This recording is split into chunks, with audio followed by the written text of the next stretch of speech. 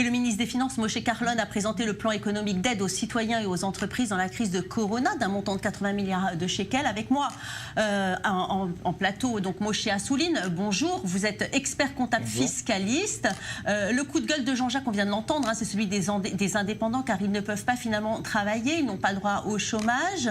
Alain de Nessonia nous demande quelles sont les subventions pour m'aider et comment puis-je les obtenir? Eh bien, Jean-Jacques, Valérie, il y a quelques heures, le décret qui a été validé par le gouvernement israélien qui propose une subvention aux indépendants. Jean-Jacques est sûrement indépendant. En tant qu'indépendant, il a le statut de Hatzmaï. En tant que tel, il pourra bénéficier d'une subvention qui pourra aller jusque 6 000 shekels. Cette subvention, Jean-Jacques, vous pouvez dès aujourd'hui, dès maintenant, la solliciter sur le site du Mas Haknasa, des impôts en Israël. Pour y avoir droit, il faut remplir essentiellement 3 conditions. Il y a 3 critères. Le premier critère, c'est de prouver une baisse réelle de chiffre d'affaires en mois de mars et avril 2020 face à l'année dernière.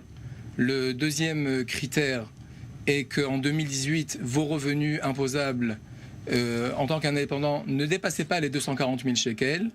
Et le troisième critère est que vos revenus, les revenus de votre foyer en 2018 ne dépassaient pas les 340 000 shekels annuels. Voilà pour la subvention d'État qui pourra aller jusque 6 000 shekels pour le mois d'avril. On parle même d'une subvention pour le mois de mai.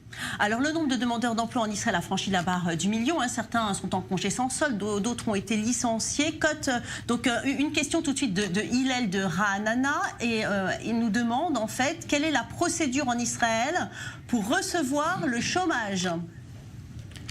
Eh bien Hillel, pour recevoir le chômage en Israël, si on parle de la situation de la crise Corona, on parle d'un chômage technique, ce qu'on appelle en hébreu le khalat.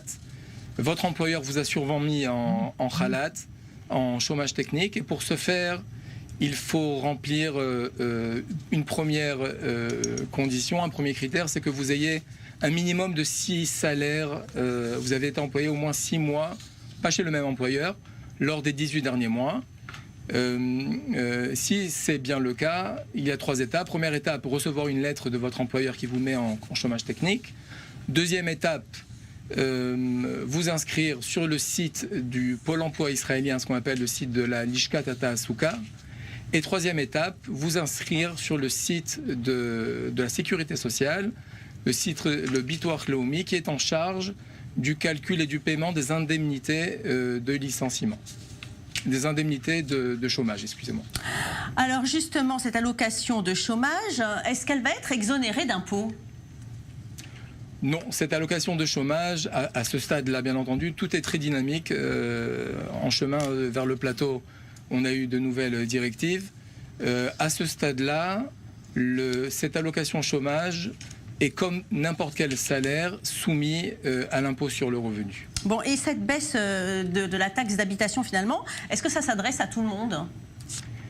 Il y a, en effet, Moshe Kahlon, le ministre du Trésor, a annoncé cette semaine que les entrepreneurs, et simplement les entrepreneurs à ce stade, bénéficieront de 25% d'exonération annuelle, de remise annuelle sur l'année 2020 sur la Arnona, la taxe locative.